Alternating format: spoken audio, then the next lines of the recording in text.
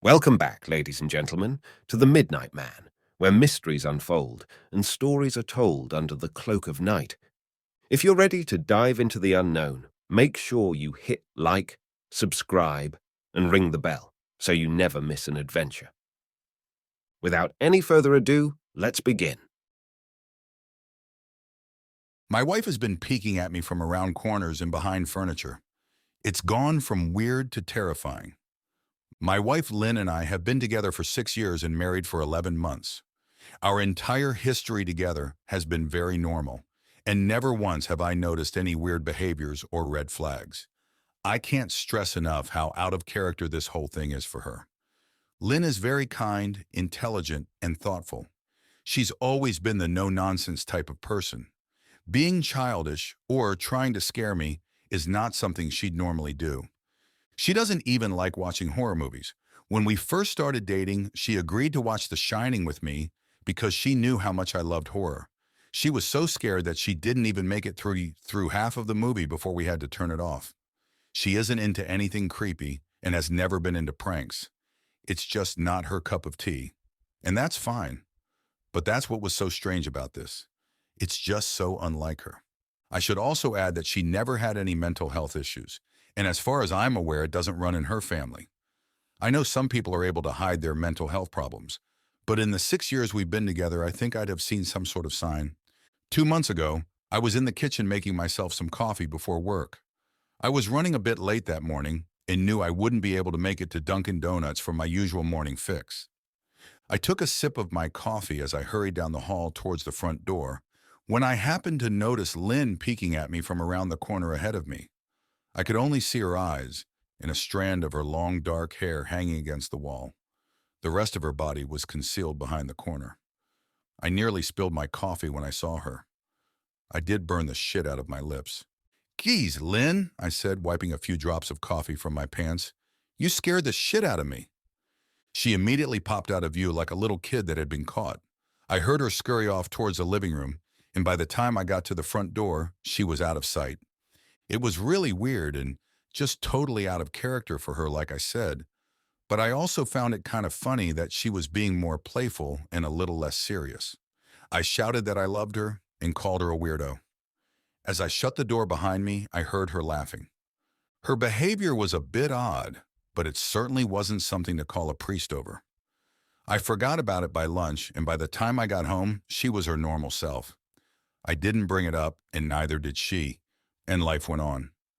The next incident happened 3 days later. It was around 2 a.m., and I had woken up to get a drink. I was standing at the kitchen island, jug of Oge in hand, when I felt a strong feeling that I was being watched. For whatever reason, I looked down at the floor and saw my wife's smiling face staring back. She was peeking at me from the other side of the island, staring up at me with wide, unblinking eyes and grinning like the Cheshire Cat. I screamed, I'll admit it, not out of irritation but fear. For some reason at that moment I was scared. At the sound of my scream, Lynn scuttled backwards out of my view, her hands and feet smacking the tile floor as she hurried out of the kitchen on all fours. I didn't run after her, or even yell after her. I just stood there frozen in shock, wondering what fuck had possessed her to do that. It took me a little longer than I'd like to admit to go back upstairs, but I eventually did. When I got to our bedroom, Lynn was lying on her side, asleep, or at least pretending to be. I stood there for a while, watching her breathing to be sure she really was asleep. I had the feeling she might jump out at me the moment I got into bed, but she didn't. I climbed into bed, and she didn't even move. Her breathing was soft and deep, and I was starting to wonder if I dreamt the whole thing. The next morning, I waited for her to come down for coffee, and after handing her a mug and kissing her cheek, I decided to ask her about it. "What was that about last night?" I asked, keeping my tone light so I didn't offend or embarrass her. She frowned over her cup of coffee, shaking her head like she had no clue what I was referring to. "You were peeking at me again, from over there," I said, pointing to the spot on the floor by the kitchen island. She followed my gaze, and when she looked back at me, she burst out laughing. She laughed so hard that I couldn't help but join her. "You creep me the fuck out sometimes, you know that?" I said. She giggled and set her cup on the counter and wrapped her arms around my neck. You creep me out all the time, so I guess we're even. She teased. We said our goodbyes and left for work. As I drove, I kept thinking about how creepy it had been seeing her grinning at me from behind the island.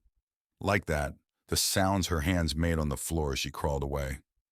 I told myself she was just trying to be silly, just trying to join me in my love of all things horror. It's not like I was afraid of her, but it still didn't sit right with me. I started seeing her peeking at me more and more. Sometimes she'd be peeking out from behind the couch or living room curtains. Once she even managed to get inside her grandmother's old trunk that sits at the foot of our bed. I might not have even known she was there at all had the trunk's old hinges not given her away. She'd had the lid propped up just enough so that only half of her face peeked through. She'd been grinning like an excited toddler. It was unnerving. I didn't even know what to say to her. All I could do was stare. When I finally found my voice, I asked her why on earth was she doing this. She didn't answer, but she had slowly closed the lid, shutting herself inside the trunk. I just walked away feeling disturbed. I didn't understand why she was doing it, but it clearly made her happy. I just hoped she would tire of the game quickly. Lynn didn't peek at me for the next 2 weeks. I started to think she was done with her weird prank, and I was relieved. We were watching a show on Netflix one night, and I jokingly said that I hadn't seen her peeking at me lately, and that she must have given up on her spy game. She looked up at me with a small smile and said, "Maybe I've just gotten better at it." I didn't say anything, but I wondered whether or not she was joking. For the next few days, I couldn't stop thinking about what she'd said. Was she still peeking at me when I wasn't looking and I just hadn't noticed? And if so, what the hell was she getting out of this? I started to feel paranoid, constantly checking whether she was watching from around the corner or behind a door. I was jumpy whenever I was home and she wasn't in full view of me. I felt stupid and a little crazy, but after a few weeks without another incident, I began to relax. I stopped checking behind furniture and walls and told myself it was just a bad memory. Then a few days ago, things got so much worse. Lynn left to go to a friend, and I lounged on the couch and played a couple games on my laptop. Around 9 p.m., I hopped in the shower, and as I was washing the soap from my hair, I felt that awful feeling that I was being watched. I slowly opened my eyes and almost had a fucking heart attack. Lynn was peeking from behind the shower curtain, her entire head stretched into the shower, leaving just her body outside. Her long, dark hair hung against the curtain, the ends dripping with water. Her mouth hung open in a terrible grin, eyes wide and red, as if she hadn't blinked in a while. I screamed and jumped back against the wall. She didn't move, nor did her smile waver. Her makeup ran down her cheeks in 2 black streaks. She looked giddy and completely deranged. I was fucking terrified. We stood like that for a few moments, neither of us saying a word. Finally, after what felt like forever, she slowly pulled her head back out of the shower, and I watched her blurry figure through the curtain as she moved backwards towards the bathroom door. A second later, the bathroom door slammed shut, hard enough to rattle the mirror. I screamed again and jumped out of the shower to lock the door. I stayed inside the bathroom for over an hour. Maybe I overreacted to some of you. But joke or not, I wasn't going to put up with the crazy shit anymore. That's what I kept telling myself as I paced in my bathroom, stopping to listen at the door every few minutes. Suddenly, I heard a muffled sound, and I pressed my ear against the bathroom door, straining to listen.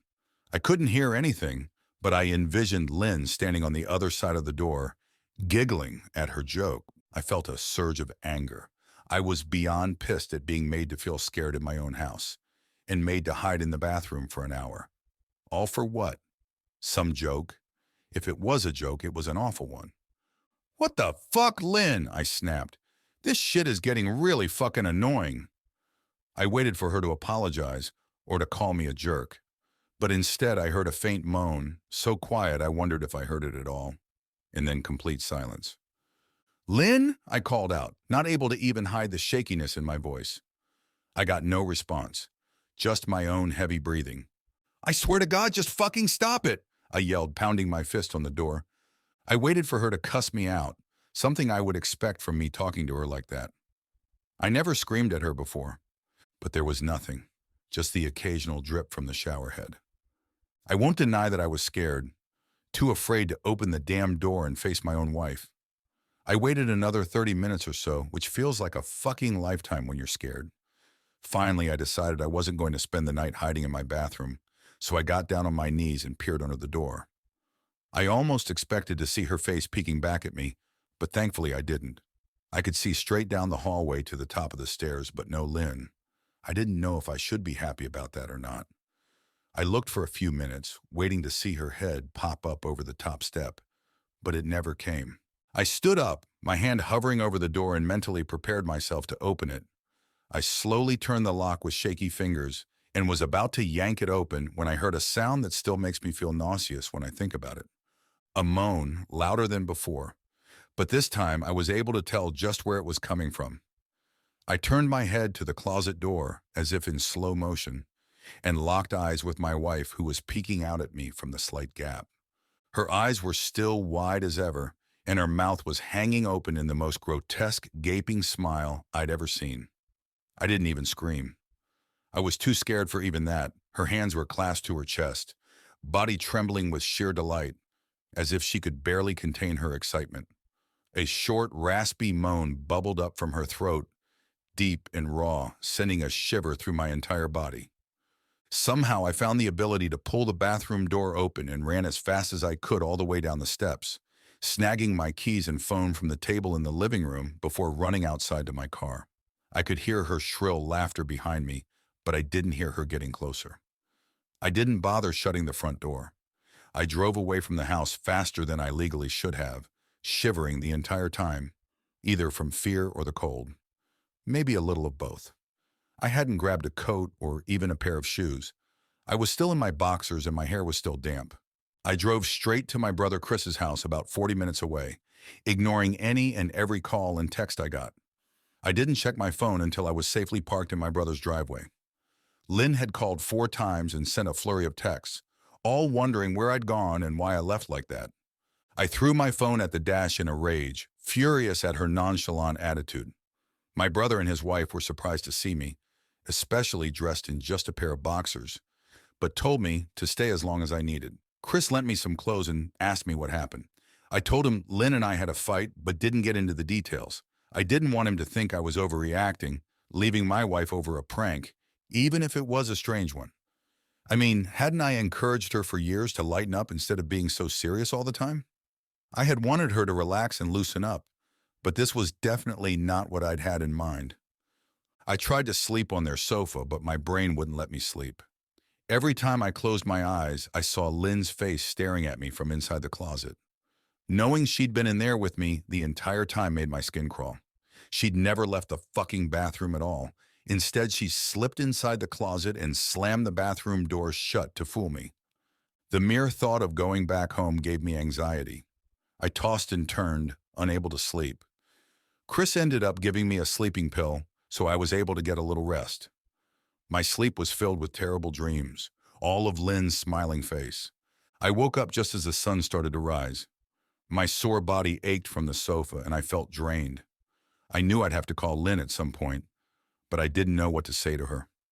I wouldn't be going home unless she gave me her word she'd never do any more creepy shit. I just wanted my wife back. Her normal, serious self never looked so good to me. I was contemplating calling her and telling her that when that familiar feeling came over me. I was being watched. I was staring at the ceiling, my heart in my throat. I didn't want to look away, but the longer I ignored the feeling, the worse it got. My eyes drifted away from the ceiling almost on their own. Her face was pressed up against the window beside the couch, staring down at me with that same gaping smile. Drool dribbled down her lips, leaving 2 long streaks down the glass. I didn't know how long she'd been there, but something told me she'd been there quite a while, possibly all night. I didn't bother screaming, though I was afraid anger trumped any fear I felt at that moment. I jumped up from the couch and pounded my palm against the glass. "Lynn, are you crazy? What the hell is wrong with you? Just go home," I shouted. "Now!" She didn't move and her ghastly expression never changed. If anything, her smile only grew, as if she had never been more elated. I could hear Chris and his wife moving around upstairs. As if Lynn could hear them from her place outside, her head twitched slightly in their direction, and she began to close her mouth slowly. Chris called my name from upstairs, obviously concerned. I turned to see him and his wife Rebecca hurrying down the steps. When I turned back to the window, Lynn was gone. The only sign she'd been there at all was the 2 streaks of drool still dripping down the glass. I tried explaining to Chris and Rebecca about waking up to see Lynn watching me through their window. They were skeptical. Who wouldn't be? Chris and I went outside to the spot in front of the window, but there were no footprints in the dirt, just a slight indent. Animal, probably, Chris guesses, and I didn't argue. He and Rebecca assumed I dreamt the entire episode, but they didn't understand, and I was too tired to explain it to them. I called out of work that day and turned my cell off. I didn't want to face Lynn. Just talking to her was too much for me at that point. I really started to believe something was irreversibly wrong with her, that no matter what promises she made, we'd never be the same again. The thoughts saddened me to my core. I cried most of the morning. By noon, I figured I was ready to confront her, give her one last chance to explain herself. I could at least give her that after 6 years, I told myself. I turned my phone on and saw the dozens of texts she'd sent, all from a seemingly concerned wife. Can we talk? I love you. Please call me. I'm really worried. Can you answer? Just come home. And more of the same. All texts telling me she loved me, and she wanted me home. How worried she was. Not a damn one addressing the crazy shit she pulled. Like she hadn't been acting like a character from a Stephen King book. Even her texts were different. She normally texted novels just to tell me to pick up a loaf of bread. You'd think she'd have more to say to me after her bizarre shenanigans. I know it probably seems childish to some of you who are miles away from this situation, but if you saw the way Lynn had looked at me, how she scampered away on all fours like some wild animal, grinning at me from inside the closet like a lunatic, then I think you'd find my reaction was warranted. I ended up staying with Chris and Rebecca for another night. I didn't wake up yesterday until afternoon, and thankfully I didn't see Lynn's face watching me through the window. I don't want to pry because it's not my place. But is this fight something that can be mended? Rebecca asked. She'd made us both a sandwich for lunch, and I knew she wanted to breach the subject without seeming to be nosy. I don't know, She's like a different person, I said, choosing my words carefully. I still wasn't ready for her or Chris to know the full extent of the batshit craziness I had been dealing with. People change, Ben, but she's still the same woman you married. Maybe you both just need to talk through your issues. Whatever's going on, I'm sure it can be fixed, she said, ever the peacemaker. I think it's beyond that now. I don't think talking would help. I just don't trust her, I said. The words stung in my heart. I missed and loved my wife. But how could I live with someone like that? Living in constant fear didn't sound too appealing. Lynn loves you.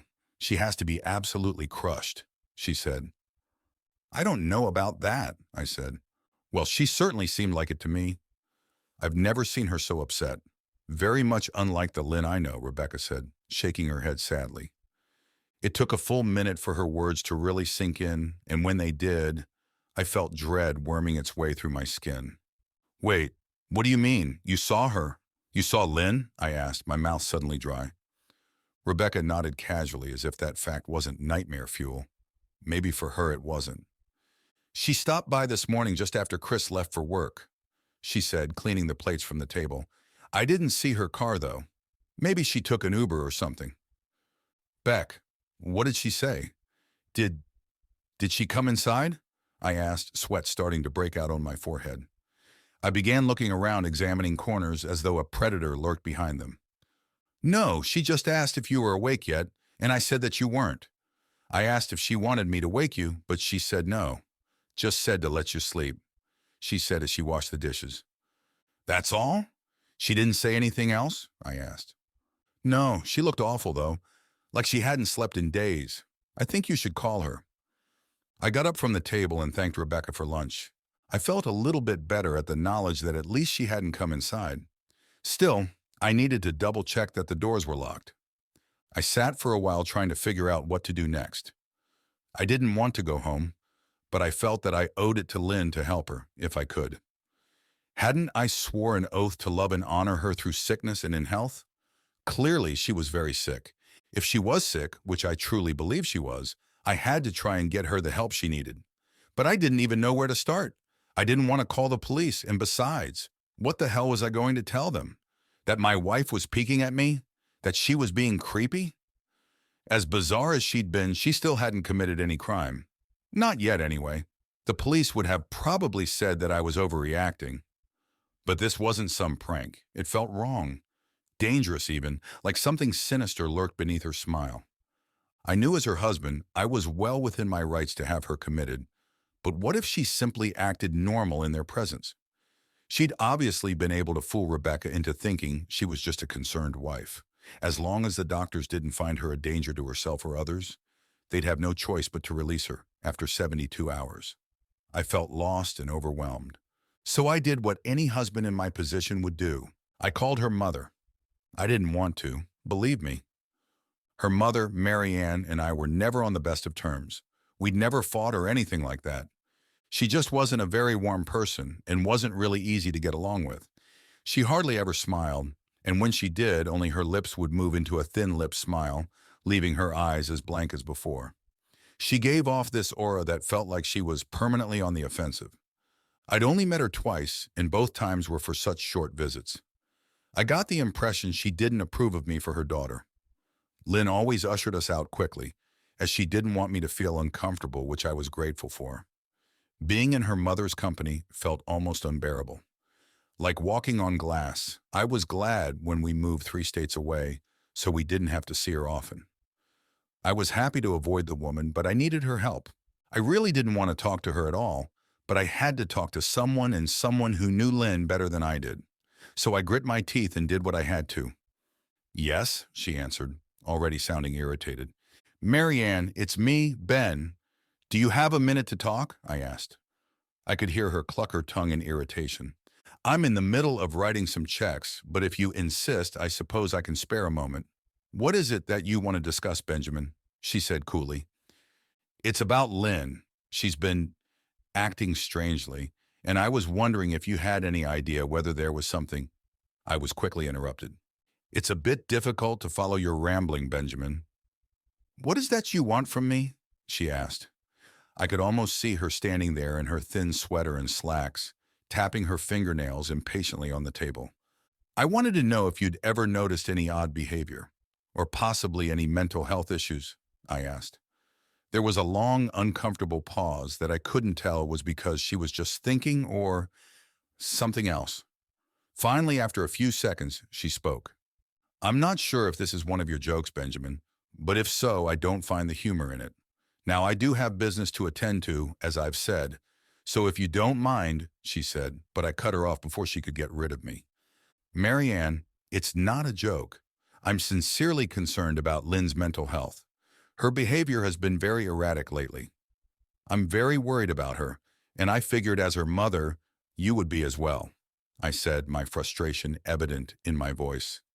"If you're truly concerned, then I suggest you get the health professionals involved." "I don't know what you expect of me," she snapped.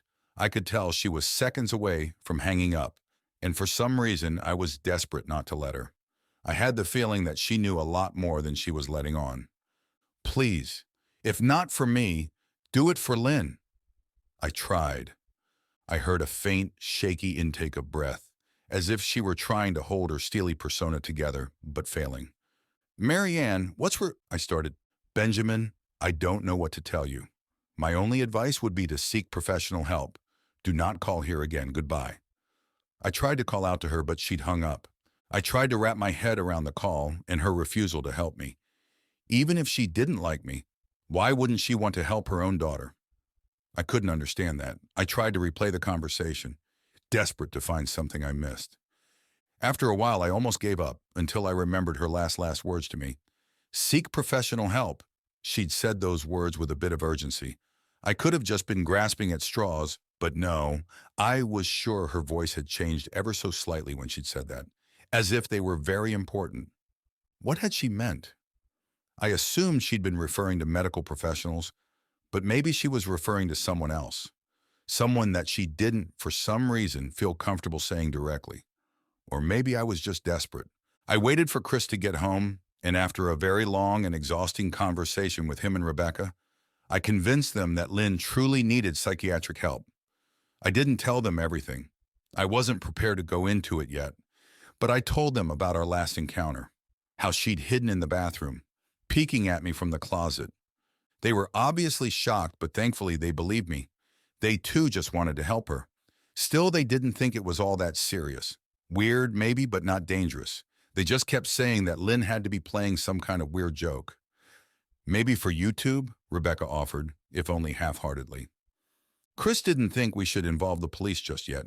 He offered instead to go with me, and I readily accepted. He reasoned that calmly talking to her, trying to coax her into going willingly, was the best recourse. I agreed to do it his way. At least I wouldn't be going into that house alone. We drove over this morning, just after breakfast. There was no way I was going at night. When we pulled into the driveway, my stomach began doing somersaults. Her car wasn't there, but I still didn't let my guard down. The front door was ajar, and for a split second I thought we'd see her eyes staring through the gap. I was shaking and starting to sweat. Chris, however, was fine. He waited for me to open the door, his hands in his pockets like he was going on a fucking stroll through the park. I envied his ignorance. I pushed the door open and was immediately hit with the stench of rot. Chris smelled it too, and he walked in the house behind me with his nose scrunched up. "What do you guys use to clean the floors around here? Shit?" Chris mumbled. "Shut up," I said, my eyes darting around for any signs of Lynn. The house was deadly quiet and dark despite being 10 in the morning. All the curtains were closed up tight, refusing to allow any sunlight inside. If I hadn't left it just 2 days prior, I'd have thought the house to be abandoned. We moved through each room, carefully checking any place that she might hide, occasionally calling her name. "Why the fuck are you looking under the couch?" Chris asked eventually. "Aren't we looking for your wife?" He was looking at me like I was a moron. "Let's just go upstairs," I whispered. He shook his head, but followed me up the stairs to check the bathroom and spare bedroom. On the way up, my shoes crunched over pieces of glass that looked to be littered over a few of the steps. I noticed that one of Lynn and my wedding portraits that hung on the wall along the staircase had been smashed. The frame hung crookedly, all the glass removed. I stared at the picture, a lump forming in my throat. We had taken the photo just after leaving the church, after saying our vows. She looked so beautiful in her white gown. I looked at Lynn's beautiful face. I never dreamed her face would ever be a source of terror for me. We climbed the rest of the steps and checked the spare bedroom, but it looked completely untouched. I was hesitant to go into the bathroom, my fear from that night coming back to me all at once. Chris noticed and offered to go in by himself, but I couldn't let him do that. So we walked in together, checking the closet and the shower. The bathroom looked as if it hadn't been touched since the night I left. "I don't think she's here, Ben. Why don't you pack some clothes, and we'll try coming back tomorrow or something," Chris said. I nodded and went into our bedroom and shoved some clothes into a duffel bag. When I checked inside our closet, I came across the source of the smell and gagged. Chris took one look and lost all color in his face. He had to go stand by the stairs to get away from the sight and smell. I gazed down in shock at what lay inside my bedroom closet. Soaking into the rug were at least a dozen eyeballs, all carefully laid out in pairs. Some were as large as a quarter, while others were as tiny as a marble. I stared down at the eyes she'd collected from small animals, and I wondered how she'd gotten them, and shuddered at the thought. "Man, I thought I had it bad with Becca's shoe addiction. But fuck me, your wife's in here collecting eyeballs," Chris said, gagging. "Ben, I think we should go," he called from the hall. "I'm getting nauseous." "All right." I grabbed my duffel and shut the closet door on my new nightmare. I stepped out into the hall and took a deep breath of air.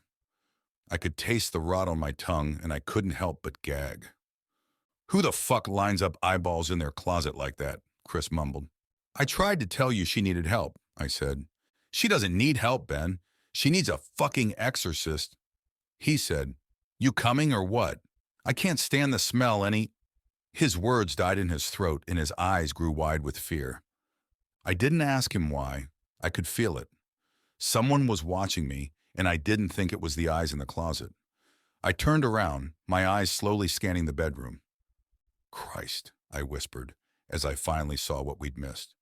Under the bed, curled on her side, watching us with the excitement of a kid on Christmas morning, was my wife.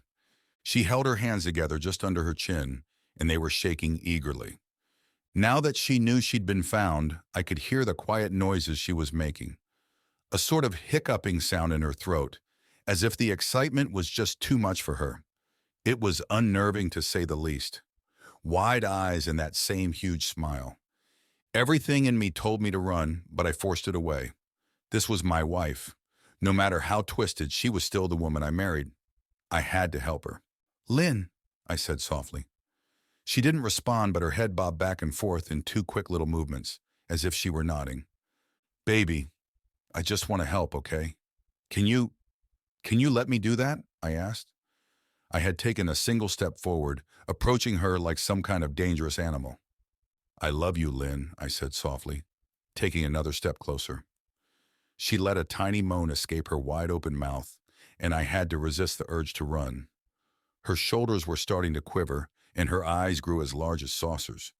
I crouched down so I could see her better, and immediately saw the blood. Her hands were covered in it. They trembled more the closer I got, as if she was barely able to contain herself. "Lynn, are you hurt?" "You're bleeding," I said. She bobbed her head again, her bloody fingers moving up and down as if playing an invisible piano. They occasionally grazed her chin, leaving smears of blood on her skin. I wanted to recoil in disgust. The smell that was coming off of her was revolting. I could feel the vomit trying to climb up my throat. Her lips were dry and stretched thin, blood seeping between the cracks. I knew she wouldn't come out on her own, but I didn't want to leave her in the state she was in. I scooted closer and reached out to her. The excited hiccuping sounds got louder and her hands shook, fingers flexing. It was then that I could see the blood oozing from in between her fingers. "Oh my God, Lynn, you're bleeding," I said. Instinctively, I reached out to take her hand, but before I could even touch her, her hand sprang out towards me. A sharp pain shot through my arm and I fell back on my ass. My arm burned and I could see the blood dripping down onto the carpet. I looked back at her in shock and saw her grinning madly, her fingers clutching a large shard of glass. "You all right in there?" Chris asked from behind me. I turned my head slightly and nodded to him, cradling my arm to my chest.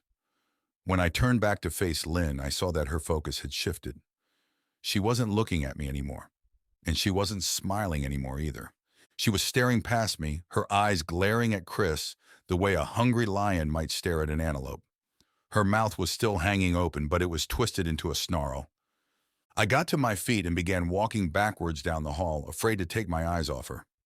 "Are you bleeding?" Chris asked. The moment the words left his mouth, Lynn started fast scooting out from under the bed, the glass shard still in her fist. "Chris, run! Go!" I yelled. He must have been too afraid to move, because a second later I felt my back bump into him. He was still standing at the top of the stairs, staring at the horror that was my wife. Lynn had crawled completely out from under the bed and stood in the bedroom doorway, her face twisted in rage. Her whole body was visibly tense. Blood ran down her fingers and onto the floor. "Jesus, Lynn?" Chris said. You, playing hide and seek?" I reached back and pushed him towards the steps. "Move your ass, Chris," I said as quietly but firmly as I could. Lynn bobbed her head in fast, sharp motions and began to grin, stretching her mouth open wider and wider so that her chin seemed to touch her chest. I heard Chris mutter a prayer, and then he was running down the stairs. I stood at the top of the steps, stuck between the love for a woman who clearly needed serious help and self-preservation. "I only want to help," I said, choking back tears.